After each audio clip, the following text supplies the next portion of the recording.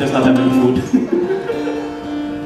Well, speaking of the songs that we're hoping to record, we kind of want to share with you. We're really like Broadway folks are saying we're super stoked and we're super humbled to be nominated for a few of those awards again, and especially those that deal with the Hawaiian mahalo.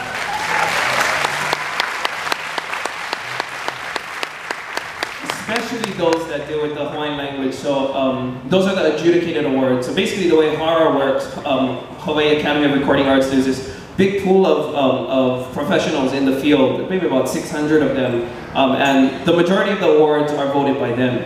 But there are some awards that are adjudicated by a certain panel of people, and that those awards are the Hakumele Award for Hawaiian composition. You have the Hawaiian Language Award. There are a few others. Liner notes, engineering, there's a few of those. And we're super lucky because Nick Song was nominated for Aloha Mauna Lua for Hakumele.